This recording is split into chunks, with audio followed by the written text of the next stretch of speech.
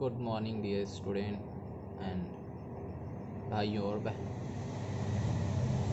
आज मैं रोहित यादव लेकर आया हूँ आप लोगों के लिए कुछ महत्वपूर्ण क्वेश्चन, जिसमें हर प्रकार के क्वेश्चन हैं और ये अपकमिंग परीक्षाओं में पूछने जा सकते हैं। इसलिए मैं शुरू करता हूँ। और पहली बात तो ये कि ये मेरी पहली वीडियो है, तो आप लोगों का प्यार, साथ और दुआ होगी तो मैं इस सीरीज़ को आगे भी बढ़ाऊँगा।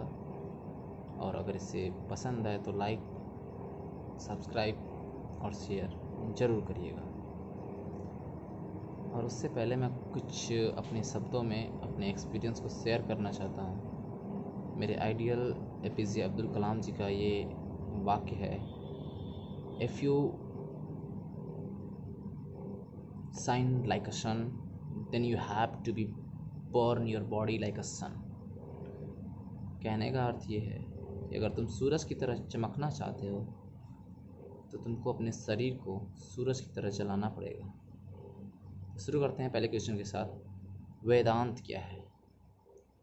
वेदांत वैदिक युग में लिखे गए जो वेद हैं, जब उन सबों के समय सीमा समाप्त होने लगी तो जो कुछ रचनाएं लिखी गई हैं उन्हें उपनिषद या वेदों के अंत में जो रचनाएं लिखी गई उन्हें वेदांत कहते हैं। हमारा दूसरा क्वेश्चन है अढ़ाई दिन का झोपड़ा। अढ़ाई दिन का झोपड़ा अजमेर में है, जिसको कुतुबुद्दीन ऐबक ने 1207 में बनवाया था। इस अढ़ाई दिन के झोपड़े को संस्कृत कंठावरण विश्वविद्यालय को तोड़ करके अढ़ाई दिन का झोपड़े का निर्माण करवाया गया है। अढ़ाई दिन के झोपड़े पे संस्कृत की कुछ श्लोक, कथाएं और चित्र भी मिलते हैं, जिससे कि यह सच पता चलता है कि अढ़ाई दिन का झोपड़ा एक संस्कृत कंठावरण या संस्कृत विद्यालय की नींव को तोड़कर बनाया गया था। अजमेर शहर की स्थापना की बात करें तो अजय सिंह नाम के राजा अजमेर शहर की स्थापना किए थे। मेरी तीसरा क्वेश्चन है प्रस्तावना संशोधन। प्रस्तावना को संशोधन से लेके बहुत सारे क्वेश्चन पूछे जाते हैं, जिसमें मैं आज सारे क्वेश्चनों को टच करना चाहूँगा। सन 1976 में प्रधानमंत्री इंदिरा गांधी जी ने 42वां संविधान संशोधन करके संविधान में 3 शब्द को जोड़ा था, जिसमें 3 शब्द समाजवादी, पथनिरपेक्ष, अखंडता, ये 3 शब्द थे। प्रस्तावना को लेके कि यह किस देश से लिया गया है, बहुत सारे डाउट्स होते हैं। मैं चाहूँगा कि आज वो डाउट्स क्लियर हो। प्रस्तावना को US से लिया गया है, जबकि प्रस्तावना की भाषा को ऑस्ट्रेलिया से लिया गया है, तो इस बात को क्लियर कर देते हैं। और प्रस्तावना से एक क्वेश्चन और आपका उठता है कि प्रस्तावना को किसने भारत संविधान की आत्मा कहा? तो संविधान को की आत्मा जवाहरलाल नेहरू ने कहा था। नेक्स्ट क्वेश्चन आते हैं राज्यपाल का पद संविधान में।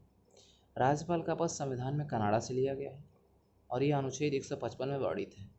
बात करें कनाडा की तो यह सबसे लंबा तट रेखा वाला देश है। विश्व का दूसरा सबसे बड़ा देश, जिसकी राजधानी ओटावा है। बात करते हैं नेक्स्ट क्वेश्चन से, हवाएं किस मंडल में चलती हैं? हवाएं क्षोभ मंडल में चलती हैं। क्षोभ मंडल वायुमंडल की सबसे निचली परत होती है, उसके ऊपर होती है समताप मंडल, जिसमें ओजोन परत होती है। बात करते हैं एक नया क्वेश्चन, चीनी के उत्पादन।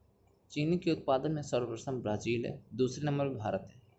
भारत ने अपनी गन्ना उत्पादन की दर को बढ़ाया है, लेकिन फिर भी चीनी के उत्पादन में वो दूसरे नंबर पे है, क्योंकि भारत में चीनी का उत्पादन पूर्णतः गन्ने का उपयोग चीनी उत्पादन में नहीं होता है, क्योंकि भारत में अलग अलग प्रकार की गन्ने से मिठाइयाँ और अलग अलग तरीके की चीज़ें बनाई जाती हैं, जिससे गन्ना उत्पादन में वृद्धि के कारण भी चीनी में प्रथम स्थान प्राप्त करने में असमर्थता।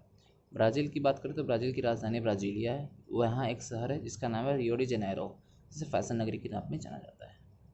बात करें क्यूबा की तो क्यूबा को चीनी का कटोरा कहा जाता है, क्योंकि यहाँ पे प्रति हेक्टेयर चीनी ज़्यादा उगाई जाती है, लेकिन यह सर्वप्रथम स्थान इसलिए प्राप्त नहीं कर पाया क्योंकि यह बहुत छोटा देश है।